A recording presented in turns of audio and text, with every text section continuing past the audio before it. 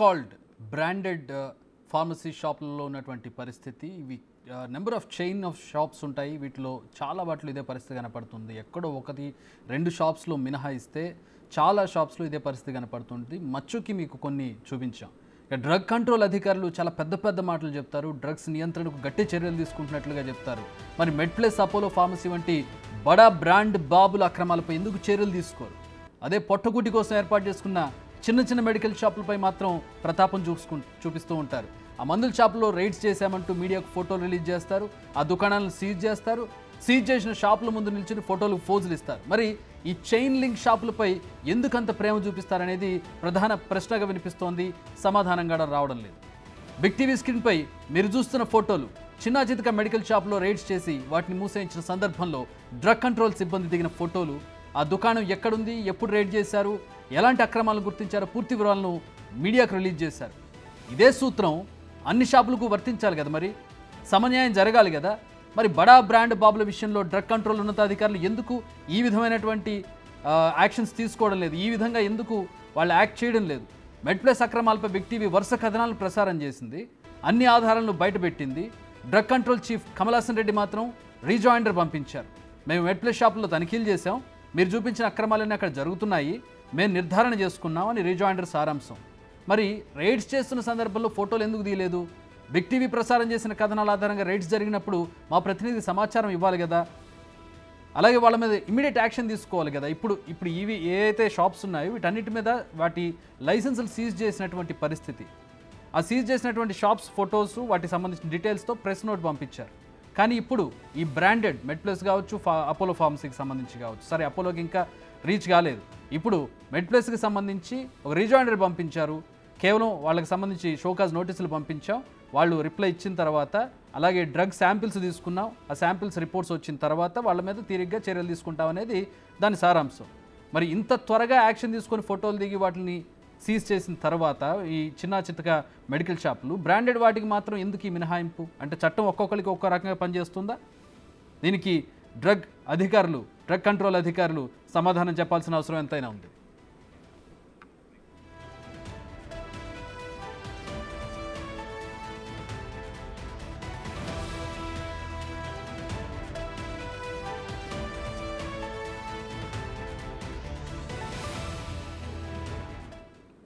Right, దీని మీద మాట్లాడడానికి మనతో పాటు Indian pharmaceutical association life member Rapolu Satyanarayana గారు ఫోన్ లైన్లో అందుబాటులో ఉన్నారు. సత్యనారాయణ గారు, వెల్కమ్ అండి. నమస్కారం సార్, నా పేరు doctor Rapolu Satyanarayana, Indian pharmaceutical right I got it sir, నేను అనౌన్స్ చేశాను. సత్యనారాయణ గారు, ఇప్పుడు జరుగుతున్నటువంటి విషయం మీరు చూసారా, లేదంటే నేను సమ్మప్ చేయమంటారా? అపోలో ఫార్మసీ విషయంలో కనుక మనం చూసినట్టయితే అపోలో, మెడ్ప్లస్ రెండు కూడా ఈ కార్పొరేట్ చైన్ ఫార్మసీస్ సరైనటువంటి విద్యార్హతలు లేని ఫార్మసీ చదవని వాళ్లను, 10వ తరగతి ఇంటర్మీడియట్ చదువుకున్న వాళ్లను, పేర్లు సరిగ్గా రాయరాని, స్పెల్లింగ్ సరిగ్గా చదవరాని వాళ్లను తక్కువ వేతనాలకు తీసుకొని ప్రజారోగ్యానికి చాలా నష్టం చేస్తున్నారు. ఫార్మసీ అనేది అంటే ఒక కిరాణా షాప్ లో ఏదైనా పేరు చెప్తే ఒక వస్తువు ఇచ్చినట్టుగా కాదు. మెడిసిన్ అనేది మనిషి ప్రాణాలను నిలబెట్టేది. ఏదైనా తేడా వస్తే ప్రాణాలు పోతాయి. కాబట్టి ఒక అర్హులైనటువంటి ఔషధాల గురించి సంపూర్ణ పరిజ్ఞానం ఉన్న ఫార్మసిస్టులు మాత్రమే ఔషధ వితరణలో వారి పర్యవేక్షణలో జరగవలసిన అవసరం ఉంది. కానీ వీళ్ళు నామమాత్రంగా లైసెన్స్ కోసం ఒక వ్యక్తిని, ఫార్మసీ చదివిన వాళ్ళని తీసుకొని మిగతా అందరినీ కూడా ఫార్మసిస్టులు కాని వాళ్ళని తీసుకొని ప్రజలను మభ్యపెడుతూ మోసపుచ్చుతూ ఉన్నారు. ఈ కార్పొరేట్ కల్చర్ లో వాళ్ళు వాళ్ళదైన ఒక యూనిఫామ్ వేసినందువల్ల దాంట్లో ఫార్మసిస్ట్ ఎవరో, ఫార్మసిస్ట్ కాని వాళ్ళు ఎవరో ప్రజలకు తెలియని పరిస్థితి. ఫార్మసిస్ట్ ఖచ్చితంగా 24 గంటల షాప్ కనుక అయితే 24 గంటలకు 8 గంటలకు ఒకరు చొప్పున 3 ఫార్మసిస్ట్ ఉండాలి. వాళ్ళు డ్యూటీలో ఉన్నప్పుడు వైట్ ఆప్రాన్ ధరించి ఉండాలి. అప్పుడు మాత్రమే వచ్చిన కస్టమర్ కు లేదా క్లయింట్ కు ఫార్మసిస్ట్ ఎవరు, ఫార్మసిస్ట్ కాని వారు ఎవరు అనేది తెలుస్తుంది. మిగతా వాళ్ళు ఏదైనా ఇది ఇవ్వు అది ఇవ్వు అని అంటే ఫార్మసిస్ట్ చెప్తే ఇవ్వచ్చు తప్ప వాళ్ళే సొంతంగా ఇవ్వకూడదు. తర్వాత OTC medication, over the counter medication కూడా ఫార్మసిస్ట్ మాత్రమే ఇవ్వాలి, ఫార్మసిస్ట్ కాని వాళ్ళు ఇవ్వకూడదు. ఇటువంటి నియమాలు నిబంధనలు ఇవన్నీ ఉన్నప్పటికీ కూడా డ్రగ్ కంట్రోల్ అధికారులు వీటి వైపు కన్నెత్తి చూస్తున్నట్టు అనిపించదు. ఎందుకనంటే వాళ్ళ యాజమాన్యం హైదరాబాద్ కేంద్రంగా ఉండి వాళ్ళని అక్కడి నుంచి మేనేజ్ చేస్తున్నట్టుగా అనిపిస్తుంది. అట్లనే ఈ వీటిలో ఎవరినైనా నియామకం చేసుకున్న తర్వాత వాళ్లకు శిక్షణ ఇచ్చేటువంటి వ్యవస్థలో చూస్తే పైన ఎక్కడ ఫార్మసీ చదువుకున్న వ్యక్తులు కనబడరు. సైకాలజీ, ఎంబీఏ బ్యాక్గ్రౌండ్ వాళ్ళు పైన వీళ్ళకి శిక్షణ ఇస్తారు. ఇటువంటి పరిస్థితులలో వాళ్లకు ఫార్మసీ కంటే వ్యాపార దృక్పథమే ఉన్నది అనేది మనకు అక్కడ స్పష్టంగా తెలిసిపోతూ ఉంది. ఈ రకంగా ప్రజలను మోసం చేస్తూ ఉన్నారు. సత్యనారాయణ గారు ఇక్కడ ఫార్మాస్యూటికల్స్ వ్యవహారంలో డ్రగ్ కంట్రోల్ అధికారులు యాక్షన్ తీసుకుంటున్నారు. ఎక్కడ తీసుకుంటున్నారు?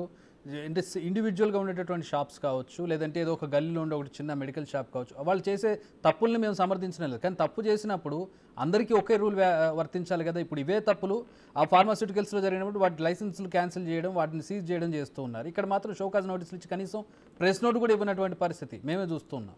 మీరు ఏమంటారు దీని మీద? ఏమైతుందనంటే సార్, వీళ్ళ యాజమాన్యము హైదరాబాద్ కేంద్రంగా ఉండి డ్రగ్ కంట్రోల్ అడ్మినిస్ట్రేషన్ కేంద్ర కార్యాలయంలోనే చక్రం తిప్పి అక్కడి నుంచే అడ్డుకుంటున్నట్టుగా మనకు స్పష్టంగా అర్థమవుతుంది సార్.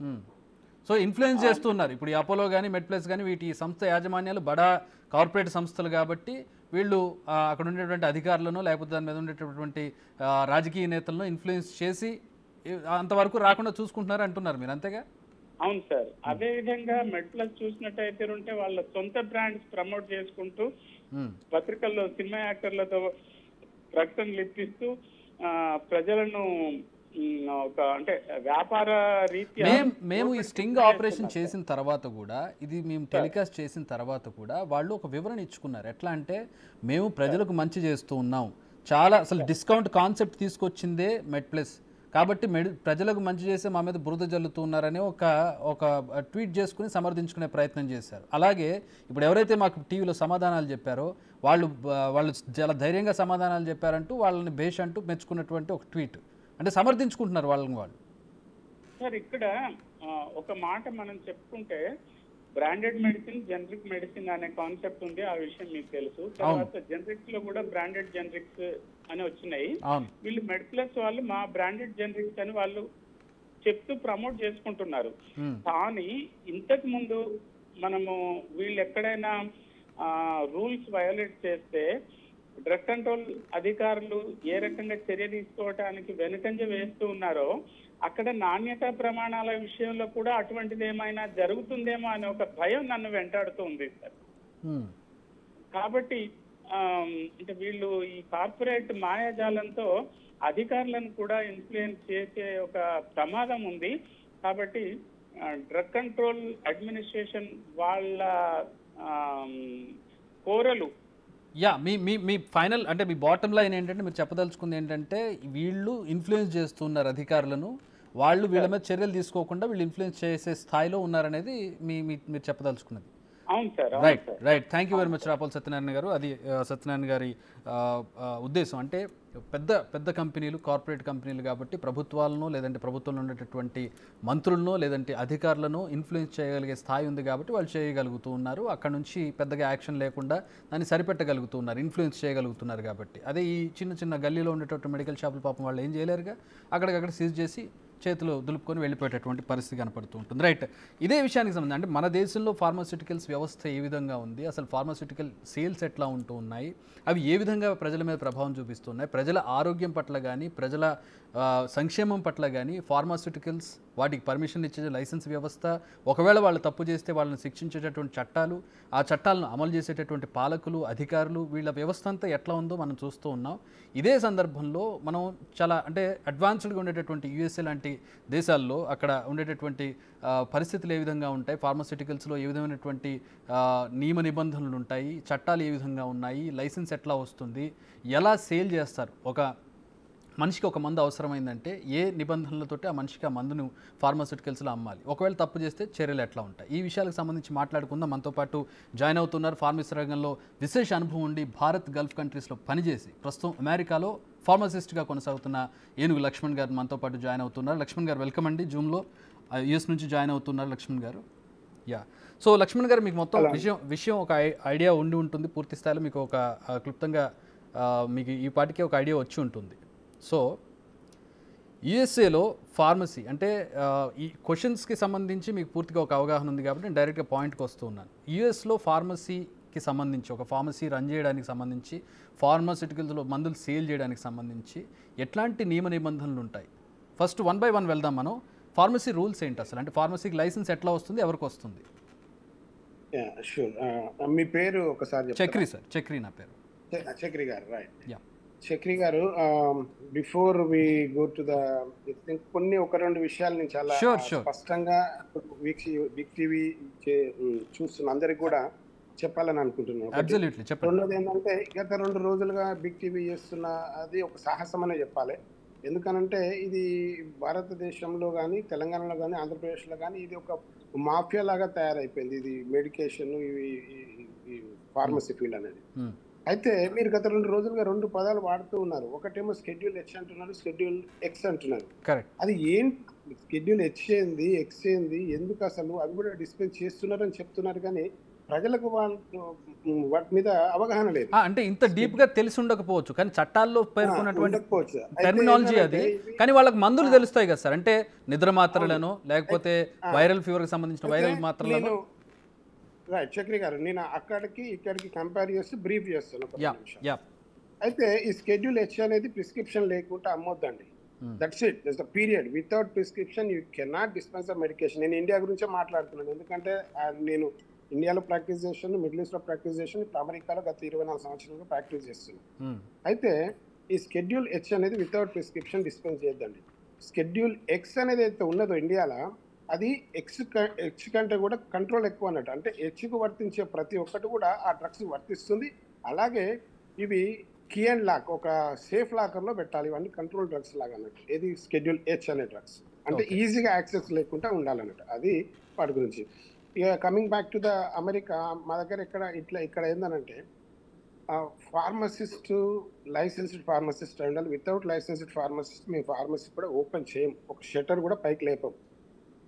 ఫార్మసీకి లైసెన్స్ ఎలా వస్తుంది సార్? ఫస్ట్ ఫార్మసీకి లైసెన్స్ రావాలంటే మనం ఫార్మసిస్ట్ అయి ఉండాలి. ఫార్మసిస్ట్ అయి ఉండాలంటే మన ఫార్మసిస్ట్ ఎగ్జామ్ ఏదైతే ఉందో ఇక్కడ పాస్ అయి ఉండాలి. బోర్డ్స్ రాసుకొని ఎగ్జామ్ పాస్ అయి ఉండాలి. ఇక్కడ లైసెన్స్ ఇక్కడ మాకు కూడా ఇంకోటి ఏంటంటే, ఏ రాష్ట్రంకి ఆ రాష్ట్రం సపరేట్ లైసెన్స్ ఉంటుంది.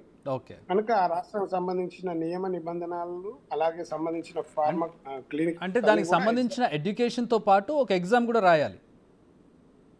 ఎడ్యుకేషన్ సరిపోదు, ఎడ్యుకేషన్ తో పాటు ఎగ్జామ్ కూడా రాయాలి. బోర్డు రాసుకోవాలి. రాస్తేనే ఇప్పుడు ఫార్మసీ చదివేసినాం కదా అని వచ్చేసి ప్రాక్టీస్ చేసేటట్టు ఉండదు. వచ్చిన తర్వాత ఇక్కడ లైసెన్స్ తీసుకోవాలి. లైసెన్స్ అనేది ఒక ఫార్మసీ బోర్డు వాళ్ళు కండక్ట్ చేస్తారు. నేషనల్ ఫార్మసీ బోర్డు ఉంటుంది, వాళ్ళు కండక్ట్ చేస్తారు. అది నాప్లెక్స్ అంటారు దగ్గర, north American pharmacist licensing exam అంటారు. అది ఫార్మసిస్ట్ గా ప్రాక్టీస్ చేసే ప్రతి ఒక్కరు కూడా ఆ లైసెన్స్ సంపాదించుకోవాలి. అదొకటి. రెండోది ఏంటంటే, మాకు అక్కడికి ఇక్కడికి డ్రగ్స్ మా దగ్గర కూడా schedule 1, schedule 2, schedule 3, schedule 4, schedule 5 అని ఉంటాయి మా దగ్గర. మీ దగ్గర మనం ఎలాగైతే ఇండియాలో ఏదైతే హెచ్ఎక్స్ అంటున్నామో, ఇక్కడ మా దగ్గర స్కెడ్యూల్ 1 ఏదైతే ఉంటుందో దాన్ని కంట్రోల్ 1, C1 అంటాం. C1 మేము రెగ్యులర్గా డే టు డే ప్రాక్టీస్లో వాడమండి. అవి ఓన్లీ రీసెర్చ్ పర్పస్, హిరాయిన్ లాంటి మెడిసిన్స్ అవి మనకు అందుబాటులో ఉండేవి. షెడ్యూల్ 2 వచ్చి is a very control substance. అంటే అందులో ఆక్సికోడోన్స్ కానివ్వండి, మార్ఫిన్స్ కానివ్వండి, అంఫిటమిన్స్ కానివ్వండి, ఇవన్నీ కూడా ఫార్మసిస్ట్ డిస్పెన్స్ చేస్తారు. We dispense in America. కాకపోతే ఏంటంటే, నేను ఇంతకుముందు చెప్పినట్టు ఎలాగైతే సేఫ్ అండ్ లాక్, ఒక దగ్గర లాక్ చేసి ఒక దగ్గర సేఫ్లో పెడతాం అన్నట్టు. అవి ప్రిస్క్రిప్షన్ లేకుండా మందు అమ్మేది మర్చిపోండి మీరు అమెరికా. ఒకవేళ మందు అమ్మినమా అని కనుక తెలిస్తే లైసెన్స్ వెళ్ళిపోతుంది. License you lose your license. అలాగే స్కెడ్యూల్ 3 వస్తుంది మా దగ్గర, క్లాస్ 3, C3 అంటాం. C3లో దానికంటే ఇంకా కొద్దిగా వెసులుబాటు ఉన్న డ్రగ్స్, లైక్ కోడిన్తో, ఎస్టామైనోఫిన్తో కలిసిన మెడిసిన్స్. స్కెడ్యూల్ 4 డ్రగ్స్, మీరు ఇంతకుముందు స్లీపింగ్ పిల్స్ ఇచ్చారు అది అని చెప్తున్నారు కదా, మా దగ్గర అవి కంట్రోల్ C4 కిందకి వస్తాయి అన్నట్టు. C4 అంటే బెంజోడైజపిన్స్. బెంజోడైజపిన్స్ అంటే ఈ డైజిపామ్, లోరాజిపామ్ ఇవన్నీ ఉన్నాయి కదండి, అవి.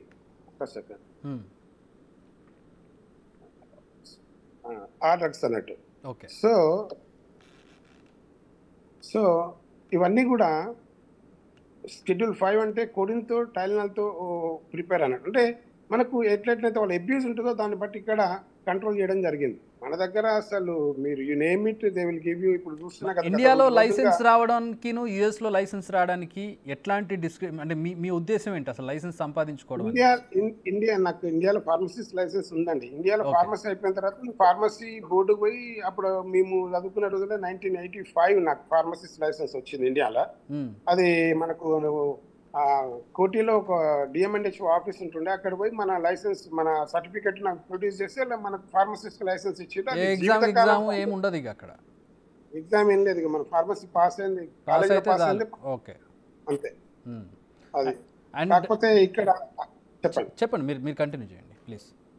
అయితే ఇక్కడ అలా ఉండదండి, కంపల్సరీ ఇక్కడ ఎగ్జామ్ మనము మేమంతా కూడా ఫార్మసీ ఇండియాలోనే చేసినాము. ఇక్కడికి వచ్చిన తర్వాత మాకంటూ ఒక ఫార్మసీ ఈక్వలెన్సీ ఎగ్జామ్ అని ఉంటుండే, అది రాసుకున్న తర్వాత నాప్లెక్స్ అని బోర్డ్స్ రాసుకున్నాము. దాని తర్వాత జ్యుడిషియన్సీ అని లా ఎగ్జామ్ రాసుకున్నాము. అవన్నీ రాసుకున్న తర్వాత మాకు లైసెన్స్ ఇస్తారండి. రైట్. ఇక ఇప్పుడు ఇక్కడ మనకి డ్రగ్ ఇన్స్పెక్టర్లు ఉంటారు, డ్రగ్ కంట్రోల్ బోర్డు ఉంటుంది. అక్కడ చట్టాలు ఏ విధంగా ఉంటాయి, ఎవరు సూపర్వైజ్ చేస్తారు, ఎలా సూపర్వైజ్ చేస్తారు? ఇక్కడ దాడులు చేస్తుండే అంటే ఇన్ఫర్మేషన్ రావడంతో లేదంటే ర్యాండమ్గానో వాళ్ళ మీద అక్కడికి రైడ్స్ చేసి దాంట్లో ఒకవేళ ఏమైనా కల్పిస్తూ ఉండే అనుకుంటే కనుక సీజ్ చేయడమో లైసెన్స్ క్యాన్సిల్ చేయడమో ఇట్లాంటివి చేస్తుంటారు. అక్కడ యాక్షన్స్ ఎట్లా ఉంటాయి, రైడ్స్ ఎట్లా ఉంటాయి?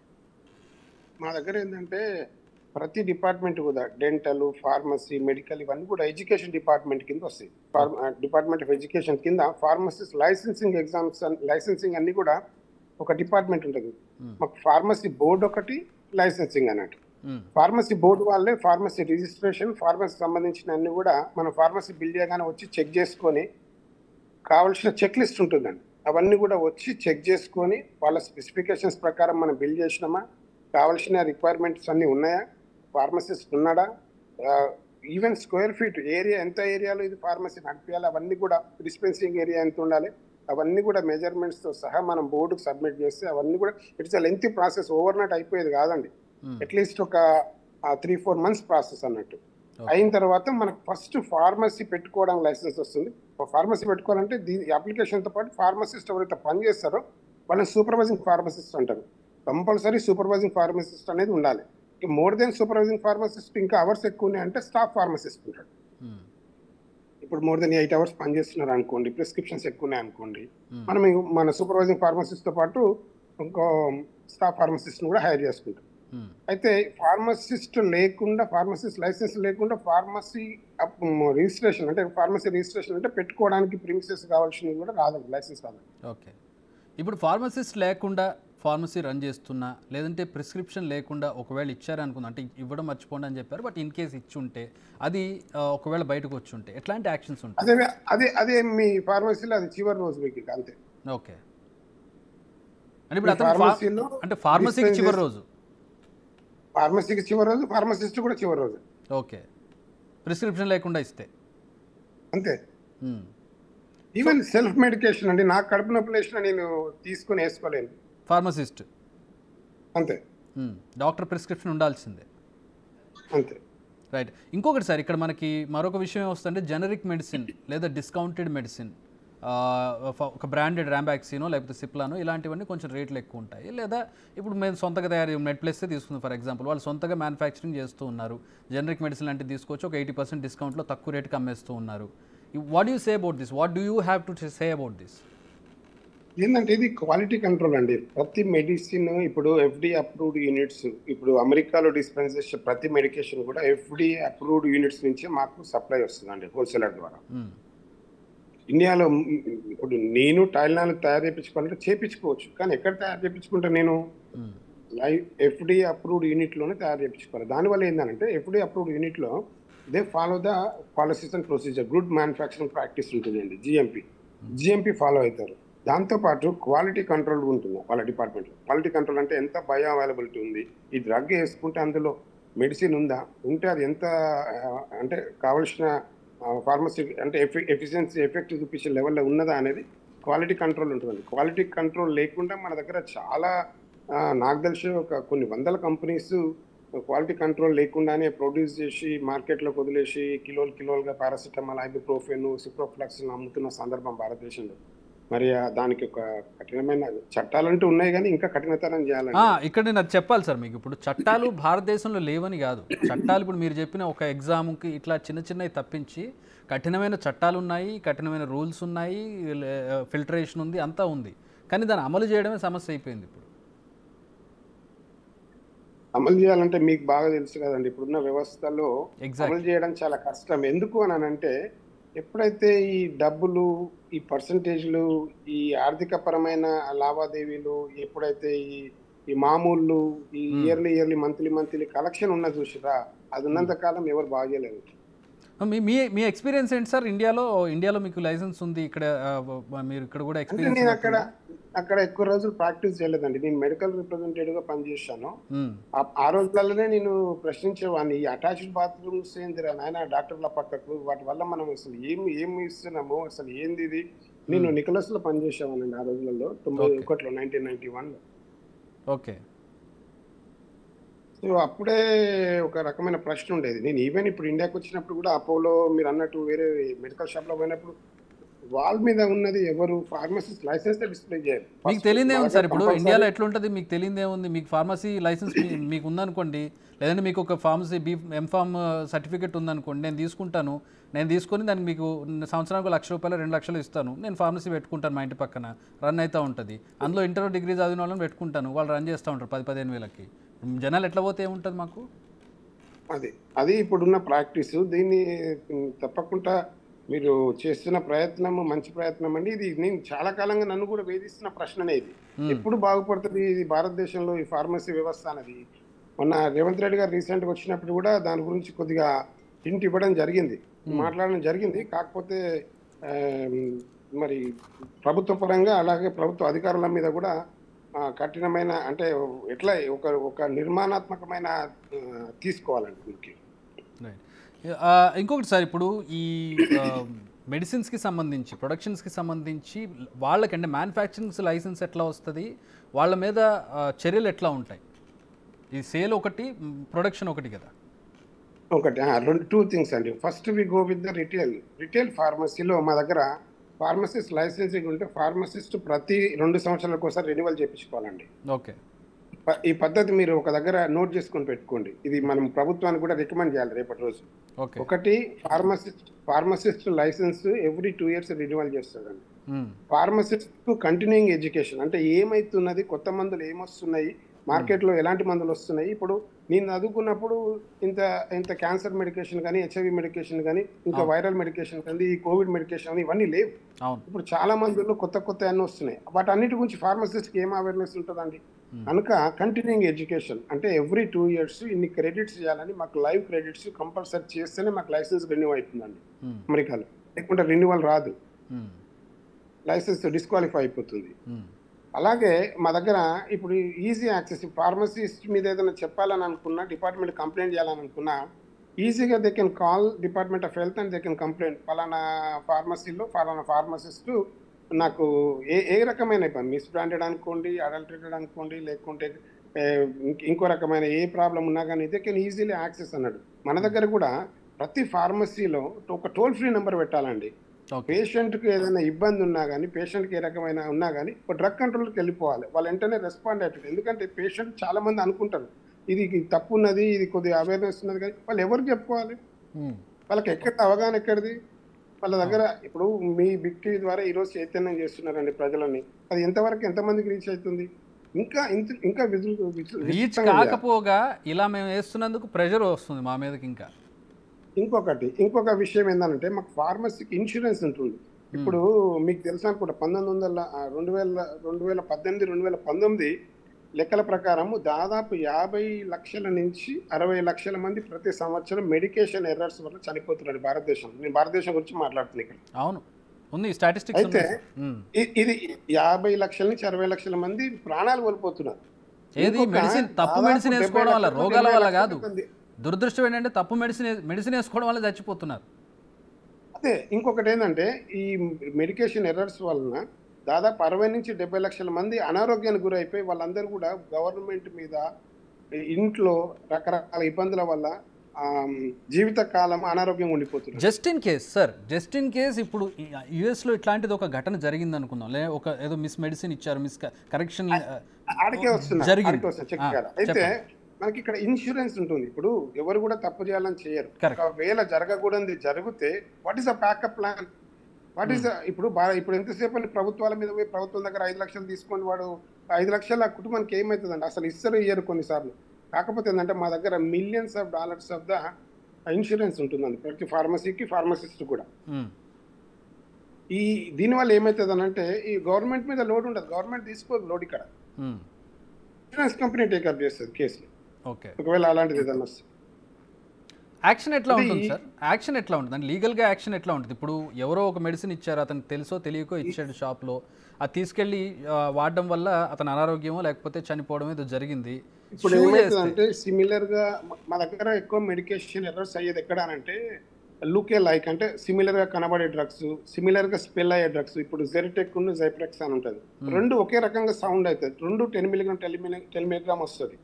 వచ్చినప్పుడు ఏమవుతుంది అంటే ఒకటి తీయబోయి ఒకటి తొందరలో ఏమైనా తీసినప్పుడు ఏమైందంటే తెలవకుండా కనుక ఒకవేళ చేసినట్టయితే ఎర్రర్ గిన జరిగినట్టయితే దానికి ఒకవేళ పేషెంట్ మనకు ఫస్ట్ ఫీల్డ్ ప్రతిసారి మనం ప్రతి నెల ప్రిస్క్రిప్షన్ తీసుకుపోతున్నాం అనుకోండి, మెయింటెనెన్స్ మెడిసిన్ కింద మనకు ప్రతిసారి ప్రిస్క్రిప్షన్ కంప్యూటర్లో వచ్చేస్తుందండి. మాకు ఇంకొక విషయం కూడా మీకు చెప్పడం ఇంపార్టెంట్, మాకు ప్రిస్క్రిప్షన్ ప్రతి ఒక్కటి కూడా ఎలక్ట్రానిక్ ప్రిస్క్రిప్షన్ వస్తుంది, రిటర్న్ ప్రిస్క్రిప్షన్ కానీ ఏది రాదు. డాక్టర్స్ ఆఫీస్ నుంచి మనకు రిటర్న్ ప్రిస్క్రిప్షన్ ఇట్లా ప్రిస్క్రిప్షన్ వస్తుందండి. ఓకే, సో దాన్ని ఎట్లా క్రాస్ చెక్ అంటే సిస్టమ్ క్రాస్ చెక్ ఎట్లా ఉంటుంది సార్? అంటే ఇప్పుడు ఎలక్ట్రానిక్ కరెక్ట్, ఇప్పుడు మనకి ఫోటోషాప్స్ ఉన్నాయి, చాలా రకాలైనటువంటి మార్ఫింగ్ చేసే పరిస్థితులు ఉన్నాయి. How do you cross check that అది అథెంటిక్ కాదనేది? ఇప్పుడు మా దగ్గర ఏమవుతుందంటే సిస్టమ్ ఇవన్నీ కూడా ఈ సైబర్ ప్రొటెక్షన్ ఇవన్నీ ప్రొటెక్టెడ్. ఎవరైతే డాక్టర్స్ ఆఫీస్ ఉంటుందో డైరెక్ట్ గా హబ్ నుంచి మన కోడ్ అవన్నీ కూడా వస్తాయి, రిఫరెన్స్ నెంబర్స్ అవన్నీ కూడా వస్తాయి. It is not easy to manipulate. ఒకటి. రెండోది ఏంటంటే మన సాఫ్ట్వేర్ ఎవరి దగ్గర కొంతమో అది డైరెక్ట్ లింక్ ఉంటుంది, మధ్యన వాళ్ళకి మిస్లీడ్ చేయడానికి లేకుంటే ఎవరో ఒకరు మనకు లోపలికి వచ్చేసేసి దానికి కావాల్సిన ప్రిస్క్రిప్షన్ మనకు పంపించేది ఉండదు. Only authorized licensed NPA national identification ఉన్న డాక్టర్ నుంచి ఎన్పిఏ నెంబర్ ఉన్న దగ్గర నుంచి డిఏ నెంబర్ ఉన్న దగ్గరికి వెళ్ళి మనకు అఫీషియల్ ప్రిస్క్రిప్షన్ వస్తుంది.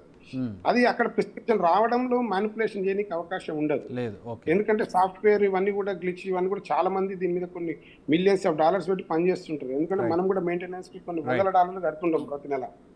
అయితే అక్కడ అవకాశం ఉండదు. ఈ రిటర్న్ ప్రిస్క్రిప్షన్స్ కొద్దిగా అవకాశం ఉంటుంది కొద్దిగా చేయడానికి. మీరు యాక్సెప్ట్ చేస్తారు సార్ అక్కడ రిటర్న్ ప్రిస్క్రిప్షన్స్? అంటే కొన్ని సందర్భాల్లో ఏమైందంటే ఎమర్జెన్సీ మెడికేషన్ డాక్టర్ అందుబాటులో ఉండడు, కంప్యూటర్ పనిచేయని సందర్భాలు కొన్ని ఉంటాయి. ఆ సందర్భంలో మనకు కూడా restricted, not more than 72 hours doctor కూడా వెరిఫై చేసుకుంటాము, డాక్టర్ లైసెన్స్ వెరిఫై చేసుకుంటాము, మనకు తెలిసిన డాక్టర్ చూసుకుంటాము. ఆ డాక్టర్ అవన్నీ కూడా డాక్టర్ ప్రొఫైల్లో ఉన్నాడా, డాక్టర్ ఏ మెడికేషన్ రాస్తున్నాడు, కంట్రోల్ మెడికేషన్స్ అలాంటివి అయితే మనం అవాయిడ్ చేస్తాం. ఏవి పెయిన్ కిల్లర్స్, కంట్రోల్ మెడికేషన్స్. ఇది మెయింటెనెన్స్ మెడిసిన్ ఉంది, మీరు అనుకోకుండా ఎక్కడో ఉన్నారు, ఒక 3 రోజులు మందులు మర్చిపోయారు, డాక్టర్ ఎక్కడో వెకేషన్ ఉన్నాడు, కాల్ చేశారు, నన్ను అడిగితే నేను ఇయ్యలేను బాబు అని అన్నాను. నేను డాక్టర్కి రీచ్ అవుతానని చెప్పినాను, కాలేకపోయినాను, డాక్టర్ నాకు రెస్పాండ్ కాలేదు, పేషెంట్ కాల్ చేసి రెస్పాండ్ అయినప్పుడు ఏం చేయాలి? పేషెంట్కి అయితే మెడికేషన్ ఇవ్వాలి కదా, లైఫ్ సేవ్ చేయాలి కదా. మీరు లైఫ్ సేవ్ చేయాలని అనుకున్నప్పుడు ఏం చేస్తారు? Compulsory doctor pharmacy in special cases ఇప్పుడు ఇంతకుముందు గతంలో 10 సంవత్సరాల క్రితం వరకు అన్ని రిటర్న్ ప్రిస్క్రిప్షన్స్ ఉంటుండే, వాటికి కింద బార్ కోడ్ ఉంటుండే, స్కాన్ చేస్తుంటుండే. అంటే సాధ్యమైనంత వరకు రకరకాలుగా రిఫార్మ్స్ తీసుకొచ్చారు ప్రిస్క్రిప్షన్ డిస్పెన్సింగ్ లో, ప్రిస్క్రిప్షన్ ప్యాడ్ లో కూడా. అండ్ ఐ నో అంటే అక్కడ ఎంత డెడికేటెడ్గా ఉంటుంది, ఎంత సొఫిస్టికేటెడ్గా ఉంటుంది, ప్రజల ఆరోగ్యం విషయంలో గవర్నమెంట్స్ కానీ ఈవెన్ ఆర్గనైజేషన్స్ కానీ ఎట్లా ఉంటాయనేది ఐ హ్యావ్ ఎన్ ఐడియా. సరే, మళ్ళీ మీ దగ్గరకు వస్తాను. ఇంకా 2 చాలా కీలకమైనటువంటి విషయాలు అడగాల్సి ఉంది మిమ్మల్ని. మీరు లైన్లో ఉండండి సార్. మనతో పాటు జాయిన్ అవుతున్నారు మరొక గెస్ట్, ఫార్మసిస్ట్ సంక్షేమ సంఘం నుంచి సత్యనారాయణ గౌడ్ గారు జాయిన్ అవుతున్నారు. సత్యనారాయణ గారు వెల్కమ్ అండి, నమస్తే.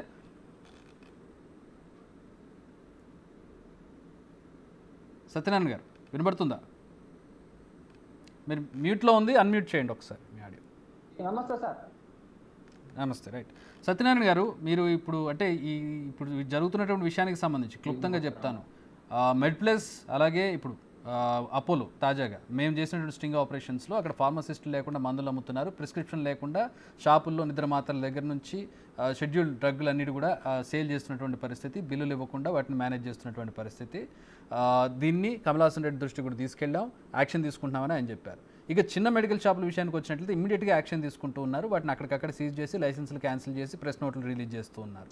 కానీ ఇక్కడ వీటి విషయంలో మాత్రం ఎందుకు ఇంత లేట్ జరుగుతుంది అనేది మా ఫస్ట్ క్వశ్చన్. అండ్ ఇప్పుడు జరుగుతున్నటువంటి వీటిని ఎలా రెక్టిఫై చేసుకోవాలి, ఎలా రిజాల్వ్ చేసుకోవాలి, ప్రజలకి నాణ్యమైన మందులు ఎట్లా అందించాలనే దాని మీద బిగ్ టీవీ కాన్సన్ట్రేట్ చేస్తుంది. ఎవరినో టార్గెట్ చేయాలనో, ఏ కంపెనీలను డౌన్గ్రేడ్ చేయాలనో బిగ్ టీవీ ఉద్దేశం కాదు, ప్రజలకి మంచి జరగాలనే ఉద్దేశంతో జరుగుతుంది. ఇకనైనా ఈ మార్పు రావాలి, అవసరమైన మార్పు, అత్యవసరమైన మార్పు, కాబట్టి దీని మీద ఇంత స్ట్రింజెంట్గా మేము వెళ్తూ ఉన్నాం. సో సత్యనారాయణ గారు, మీరు ఏం చెప్తారు, మీ ఉద్దేశం ఏంటి జరుగుతున్న వ్యవహారం మొత్తంలో? సార్, ముందుగా బిగ్ టీవీ యాజమాన్యానికి మా ధన్యవాదాలు. నేను 2012 నుంచి వెళ్ళి ఫార్మసీ యాక్ట్ ఇంప్లిమెంటేషన్ కొరకు ఫార్మసీ సంక్షేమ సంఘం అనేది నెలకొల్పి ఉమ్మడి ఆంధ్రప్రదేశ్లో ఫార్మసీ యాక్ట్ ఇంప్లిమెంటేషన్ కొరకు పోరాటం చేస్తున్నాను. ఫార్మసీ యాక్ట్ ఇంప్లిమెంటేషన్ అంటే ఈచ్ అండ్ సింగిల్ టాబ్లెట్ కూడా ఫార్మసిస్ట్ మాత్రమే పేషెంట్కి ఇవ్వాలి, అదర్ దాన్ ఎవరు కూడా ఇవ్వడానికి అది రూల్ ఉంది కదా సార్, ఆల్రెడీ అది already pharmacy act section 1948 section 42 క్లియర్గా చెప్తుంది. కానీ అది ఎక్కడ కూడా ఇంప్లిమెంట్ అయితే లేదు, ఇంప్లిమెంటేషన్ అవ్వట్లేదు. మెయిన్ ప్రాబ్లం అది ఇంప్లిమెంటేషన్ అవ్వట్లేదు. నేను ఎందరితోటి మాట్లాడిన ఎవరు చేసినా అది తరతరాలుగా నుంచి వస్తుంది, నువ్వు ఏం చేయగలుగుతావా, పో నీ నుంచి ఏమవుతుంది అనే పదాలు మాట్లాడుతున్నారు అధికారులు, మెడికల్ స్టోర్ వాళ్ళు, మెడికల్ షాప్ల యజమానుల సంఘం వాళ్ళు అందరూ కూడా. అసలు ఇది అయ్యేది కాదు, పోయేది కాదు అనే చాలా నిర్లక్ష్య ధోరణిలో ఉన్నప్పుడు కూడా నేను ఎన్నో సంవత్సరాల నుంచి ప్రయత్నం చేసి, నేను ఈ మధ్య కాలంలో మొన్న ఫార్మసీ కౌన్సిల్ ఎలక్షన్ అయిన తర్వాత చాలా యాక్టివ్గా అయ్యి ప్రతి విషయాన్ని నేను కమల్ హాసన్ రెడ్డి సార్కి దృష్టికి వాట్సాప్ ద్వారా తీసుకుపోతున్నాను ఇరెగ్యులర్లీ. నేను కొన్ని విజువల్స్ తీశాను. హనుమకొండలోని కోర్టు వెనుక ఒక కేర్ ఫార్మసీ అని ఉంది, దాంట్లో ఒక మైనర్ బాలుడు మందులు ఇష్యూ చేస్తున్నాడు. నేను అది వీడియో తీసి పెట్టాను, లోకల్ డ్రగ్ ఇన్స్పెక్టర్ కిరణ్ కుమార్కు పెట్టాను, కమల్ హాసన్ రెడ్డి గారు పెట్టాను. ఇప్పటి వరకు దాని మీద ఏం చర్య తీసుకున్నారు అనేది నాకు సమాచారం లేదు. ఇంకా ఈ హన్మకొండ బస్టాండ్ సర్కిల్లో భగీరథ అనే హాస్పిటల్ ఉంది. ఆ భగీరథ హాస్పిటల్లో మెడికల్ స్టోరు పాన్ షాప్ కన్నా అధ్వానం ఉంటుంది. ఒక మెడికల్ స్టోరు 120 SFT నుంచి వెళ్ళి 150 SFT ఉండాలి, కానీ అది 60 కూడా లేదు. ఇది ఏంది అని ప్రశ్నించి చెప్తే ఆ యాజమాన్యం నా మీదకి దాడి చేయడానికి సిద్ధపడ్డారు. మేము ఒక్కలే ఉన్నామా, రాష్ట్రం మొత్తం అట్లే ఉన్నారు, వాళ్ళందరినీ పట్టించుకోపో, మమ్మల్ని అడుగుతాను అని చెప్పేసి నా మీద దురుసుగా ప్రవర్తిస్తే, నేను డిఐ కిరణ్కు ఫోన్ చేస్తే, నేను ఇప్పుడు వెళ్ళిపోయి ఆ మెడికల్ స్టోర్ సీజ్ చేస్తాను పోయి ఆడికి పోయి ఏదో కమిట్ అయిపోయి వార్నింగ్ ఇచ్చొచ్చిన అని సింపుల్గా కొట్టేసింది. ఇంకొక హన్మకొండ నయీం నగర్లో పోలీస్ హెడ్ క్వార్టర్ ముంగట్లో ఉన్న అది ఒక నర్సింగ్ హోమ్లో ఒక మెడికల్ స్టోర్లో సింగరేణి మందులు గవర్నమెంట్, ఈఎస్ఐ మందులు గవర్నమెంట్ శాంపుల్స్ అమ్ముతున్నాడు అనే విషయం మాకు స్పష్టంగా తెలిసింది. మేము ఫోటో కూడా తీసాము. ఆ విషయాన్ని ఈరోజు సాయంత్రము 4 గంటలకు కిరణ్ కుమార్కు చెప్తే, కిరణ్ కుమారు నాకు ఇప్పుడు వేరే పని ఉన్నది, నేను రేపు పోతా అని చెప్పి నిమ్మలంగా రేపు పోయి పొద్దున పోయి దాన్ని తాళం వేసిండు. ఊరికే తాళం వేసి వస్తే ఆ యాజమాన్యము అలా ఉన్న సందులకి వెళ్ళి ఐవి స్టాండ్ పెట్టి అందులో ఉన్న గవర్నమెంట్ మందులను కవర్లతో బయటికి తీసే విజువల్ నేను ఫుటేజ్ తీసి కమల్ హాసన్ రెడ్డికి పంపించాను, కిరణ్ కుమార్కి పంపాను. ఇంతవరకు దాని మీద చర్య తీసుకున్నది లేదు. సస్పెన్షన్ కాదు కదా, ఏం చేసింది కూడా లేదు. దీని బట్టి తెలుస్తుంది వాళ్ళు ఎన్ని డబ్బులు తీసుకొని ఏ రకంగా ఈడ్చి పెడుతుంటారు. ఇదే విషయాన్ని నేను ఏం చేశాను, రోహిణి హాస్పిటల్లో పోయిన నెల ఎక్స్పైర్ అయిన మందులు అమ్ముతున్నారని నా సంఘ సభ్యుల ద్వారా నాకు తెలిస్తే, నేను దాన్ని రెక్కి వేసి దాన్ని కరెక్ట్ అని కన్ఫర్మేషన్ చేసుకొని ఆగస్టు 1వ తారీఖు రోజు జూలై 31 రోజు నేను వాట్సాప్ ద్వారా మన కమలాసన్ రెడ్డి గారికి ఇన్ఫర్మేషన్ ఇచ్చాను. ఇన్ఫర్మేషన్ ఇచ్చి, సార్ దయచేసి మీరు వరంగల్ డ్రగ్ ఇన్స్పెక్టర్లను పంపకండి, వీళ్ళు ఇక్కడ అందరు కుబ్బుక్ అయి ఉండరు, మంచి టీం ఎవరైనా ఉంటే పంపండి సార్ హైదరాబాద్ నుంచి వెళ్ళి అని నేను రిక్వెస్ట్ చేసినా కూడా తెల్లారి 1వ తారీఖు మధ్యాహ్నం వరకు ఇక్కడ డ్రగ్ ఇన్స్పెక్టర్లనే పంపారు. Arvind Kumar Warangal inspector, Kiran Kumar Hanamkonda inspector, AD Rajyalakshmi. సరే, అది పంపారు సార్. ఇప్పుడు మీకు మేము ఒక అడుగుతున్నాను, అసలు మ్యాన్ పవర్ సఫిషియెంట్గా ఉందా ఈ డ్రగ్ ఇన్స్పెక్టర్లు కావచ్చు, ఈ డ్రగ్ కంట్రోల్ బోర్డులో మ్యాన్ పవర్ లోపం లేదా? దానివల్ల కూడా ఇట్లాంటివి జరుగుతుంది. మొన్నటికి మొన్న 19 డ్రగ్ ఇన్స్పెక్టర్లు రిక్రూట్మెంట్ అయ్యారు. ఓకే. గవర్నమెంట్ శాంక్షన్ చేసిన అన్నిట్లలో దాదాపు డ్రగ్ ఇన్స్పెక్టర్లు ఉన్నారు. ఓకే. గవర్నమెంట్ శాంక్షన్ చేసింది. వీళ్ళు ఏమున్నాయి సార్, వీళ్ళు ఏం పని చేయాలి? జస్ట్ హాస్పిటల్ పోయి హాస్పిటల్లో ర్యాండమ్ గా ఏదో ఒకటి తీసి అది కరెక్టా కాదా అనేది శాంపుల్ పంపించాలి. ఫార్మసిస్ట్ ఉన్నాడా లేడా అని చూడాలి, టెంపరేచర్ ఉన్నదా లేదా అనేది చూడాలి. ఇవి చూడడానికి రోజొక 10 చూడలేరా? వీళ్ళకు ఒక కారు ఇస్తారు, వీళ్ళ ఊరికే బస్సులల్లో వీళ్ళ మోటార్ సైకిళ్ళ మీద తిరగాల్సిన పని లేదు. ఒక కారు ఇచ్చినప్పుడు వీళ్ళు 10 మెడికల్ స్టోర్ వీళ్ళందరికి ఎన్ని ఉంటాయి? మా అంటే ఒక 200-300 మెడికల్ స్టోర్లు ఉంటాయి. 200-300 రోజు పని చేసిన నెలకు ఒక రౌండ్ అవుతుంది.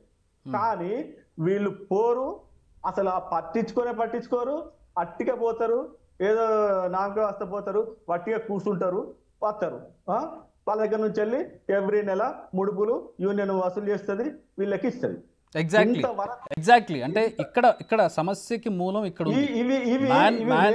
వాళ్ళని మేనేజ్ చేస్తున్నారు కాదు సార్, కోట్లలో ఉన్నాయి, కోట్ల రూపాయలలో. ఇవి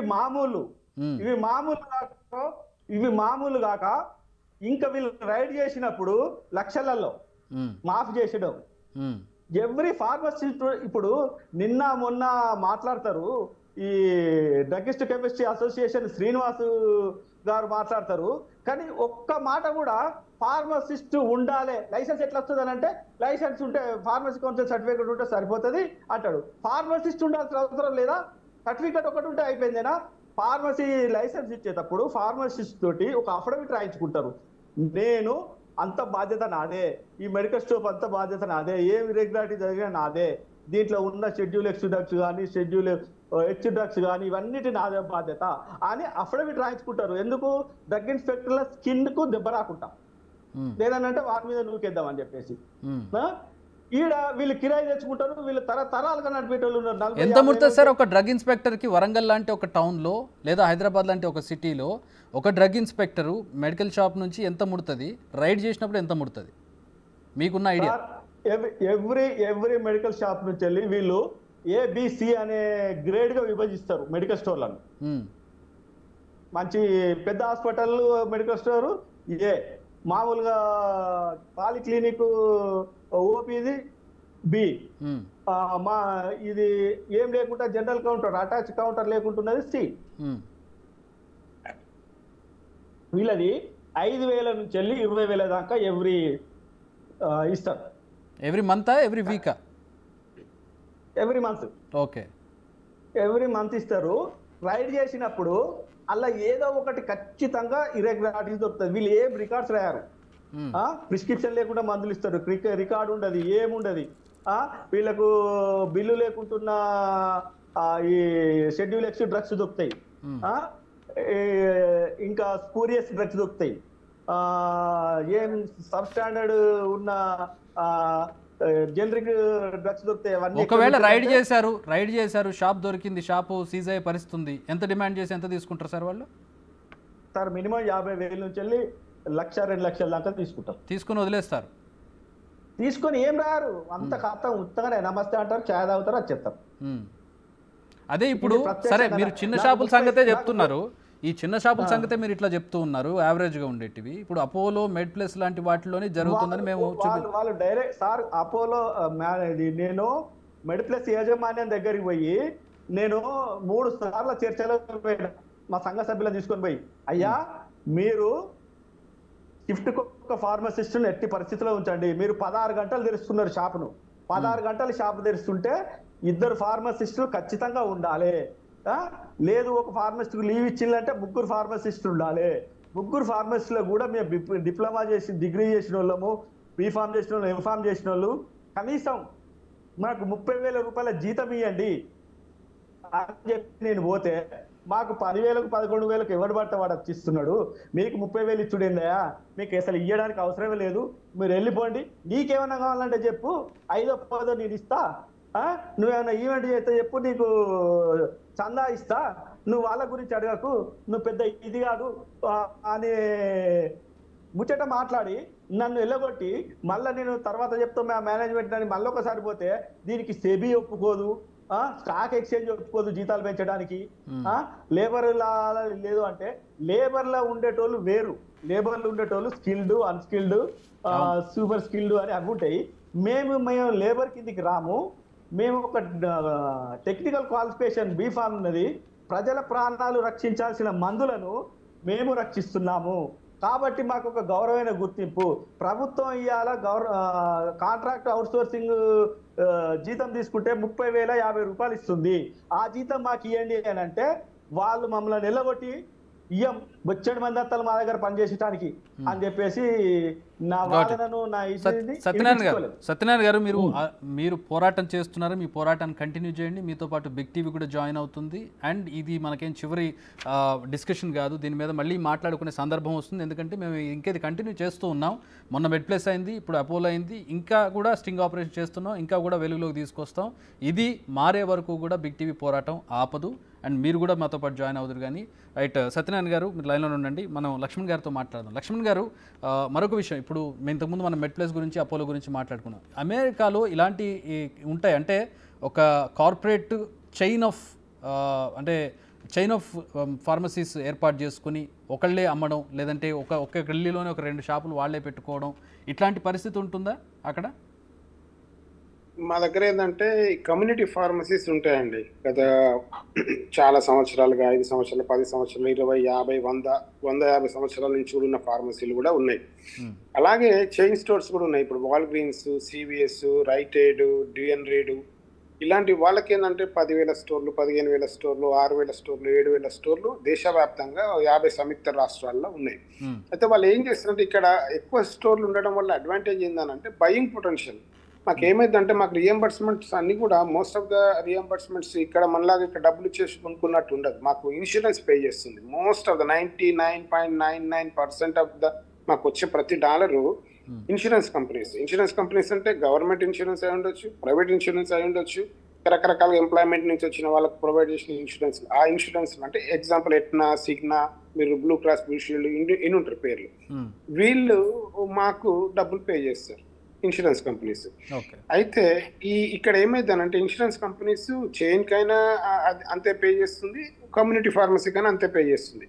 అక్కడ చైన్స్ ఉండడం వల్ల అడ్వాంటేజ్ ఏంటంటే మనకి బయింగ్ పొటెన్షియల్ ఎక్కువ ఉంటుంది కనుక పర్సంటేజ్ ఆఫ్ ద మార్జిన్ ఎక్కువ మిగులుతుంది.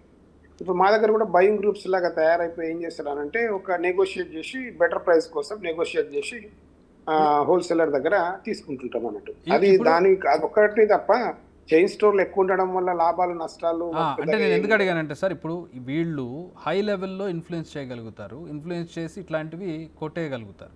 కానీ అక్కడ ఎట్లా ఉంటుంది, ఇన్ఫ్లుయెన్స్ చేయగలిగినా కూడా the attitude towards people's life, people's health from the side of government side నుంచి, పాలసీ మేకర్స్ సైడ్ నుంచి, బ్యూరోక్రాట్స్ సైడ్ నుంచి యాటిట్యూడ్ ఆఫ్ ప్రజల పట్ల వాళ్ళకు ఉండేటటువంటి నిబద్ధత అనేది డస్ మ్యాటర్.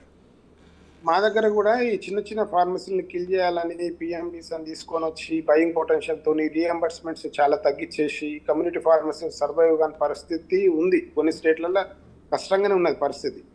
కాకపోతే ఏంటంటే మనము కొంతకాలం, ఇప్పుడు నేనే ఫార్మసిస్ట్, నాదే ఓన్ ఫార్మసీ అనుకోండి, ప్రాఫిట్స్ తగ్గిపోతాయి కానీ అట్లీస్ట్ వీ కెన్ సర్వైవ్. అదే ఈ చైన్ స్టోర్ వాళ్ళు అక్కడ చేసినట్టు ఇక్కడ కూడా లాబింగ్ చేస్తారు గవర్నమెంట్ తోని. లాబింగ్ చేసి ఏం చేస్తారంటే వాళ్ళ ఇప్పుడు ఎగ్జాంపుల్ గవర్నమెంట్ ఎంప్లాయీస్ ఉన్నారు, వాళ్ళ ప్రిస్క్రిప్షన్స్ వాళ్ళు తీసేసుకుంటారు.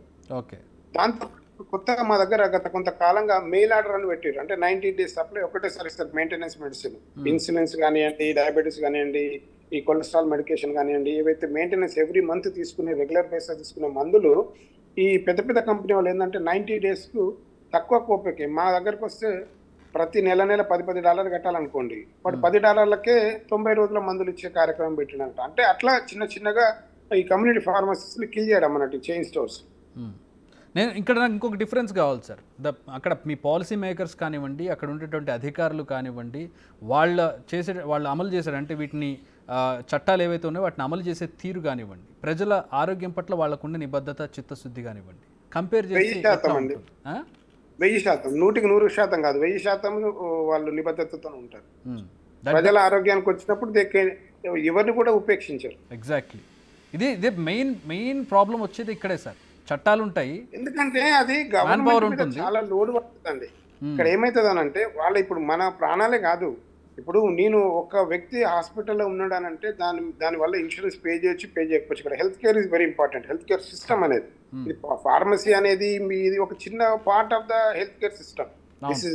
అంటే ఇక్కడ మెడికేషన్ ఎర్రర్స్ వల్ల కొన్ని మిలియన్స్ నుంచి బిలియన్స్ ఆఫ్ డాలర్స్ మిస్యూజ్ అవుతాయి. ఎందుకనంటే అది హెల్త్ కేర్ సిస్టమ్ మీద ఎఫెక్ట్ పడుతుంది కనుక చాలా అదిగా చేస్తారు అన్నట్టు దగ్గర. Right sir, right. లక్ష్మణ్ గారు, thank you very much. Thanks for joining with us. Very valuable information ఇచ్చారు మాకు. Thank you very much. Thank you అండి. నేను చెప్పిన పాయింట్స్ మాత్రం దయచేసి ఒకసారి నోట్ చేసుకోండి. నోట్ చేసుకొని ప్రభుత్వాల దృష్టికి, అధికారుల దృష్టికి తీసుకెళ్ళండి. తీసుకెళ్ళి మీ ప్రయత్నాన్ని ఒకసారి ధన్యవాదాలు తెలుపుతూ, అభినందిస్తూ, దీనివల్ల మీ ఎక్కడ ఒక దగ్గర మొదలు కావాలి. అది మీరు మొదలు పెట్టారు, దాన్ని దయచేసి చాలా సీరియస్ గా ఇలాగే మీరు కూడా వదిలేయకుండా ముందుకు తీసుకుపోవాలి అని కోరుకుంటూ సెలవు తీసుకుంటున్నాను. తప్పకుండా. Thank you very much Lakshman గారు. Thank you very much Satyanarayana గారు జాయిన్ అయినందుకు. Thank you very much. So ఇది మొత్తంగా చట్టాలు ఉన్నాయి, చట్టాలను అమలు చేసే మ్యాన్ పవర్ ఉంది, కానీ అమలు చేసే చిత్తశుద్ధి లేదు. లంచాలు కావచ్చు కారణం, నిర్లక్ష్యం కావచ్చు కారణం, ప్రజారోగ్యం అంటే ఒక పట్టింపు లేకపోవడం, ఒక సీరియస్నెస్ లేకపోవడం, ఆ మందులే కదా అని ఒక చిన్న చూపు ఉండడం, లేదంటే అక్కడ నుంచి ఇన్ఫ్లుయెన్స్ చేయగలగడం. పెద్ద స్థాయి వాళ్ళైతే పెద్ద స్థాయిలో, చిన్న స్థాయి వాళ్ళైతే చిన్న స్థాయిలో 10,000 నుంచి మొదలుకొని కొన్ని కోట్ల రూపాయల వరకు ఇన్ఫ్లుయెన్స్ చేయగలిగే డబ్బును ఖర్చు పెట్టడం అనేది ఇక్కడ ప్రధానమైనటువంటి లోపంగా కనపడుతుంది. ఏదేమైనా కూడా ప్రజారోగ్యం అనేది అంతిమంగా ముఖ్యమైనటువంటి విషయం. పీపుల్ హెల్త్ అనేది చాలా జాగ్రత్తగా ఉండాల్సినటువంటి పరిస్థితి ఉంది. అది ఫార్మసీ తరపు నుంచి కావచ్చు, డాక్టర్ల తరపు నుంచి కావచ్చు, ఏదైనా సరే. ఫార్మసీ తరపు నుంచి ప్రస్తుతం బిగ్ టీవీ ఎత్తుకుంది, ఒక ఉద్యమ రూపంలో ముందుకు వెళ్తూ ఉంది. ఎలాంటి ఆటంకం వచ్చినా ఇది కంటిన్యూ అవుతుంది. ఇప్పుడు అంటే ఒకళ్ళని టార్గెట్ చేసేది కాదు, ఇది లోపం ఎక్కడున్నా సరే వాళ్ళని ఖచ్చితంగా తీసుకొచ్చి స్క్రీన్ మీద చూపిస్తాం. ఇక అధికారులు ఎలాంటి చర్యలు తీసుకుంటారు, వాళ్ళ చిత్తశుద్ధి ఎంత అనేది వాళ్ళకే వదిలేస్తూ ఉంటాం. మేము చేయాల్సిన బాధ్యత, వాళ్ళని వెంటపడి వాళ్ళని గుర్తించాల్సినటువంటి బాధ్యత మాకుంది. ఆ బాధ్యతను మేము నెరవేరుస్తూ ఉన్నాం. బిగ్ టీవీ మీ ముందుకు తీసుకొస్తూ ఉంటుంది. ఇక అధికారులు ఏం చర్యలు తీసుకుంటారనేది కూడా చూద్దాం. ఇది దీని మీద స్పెషల్ డిబేట్.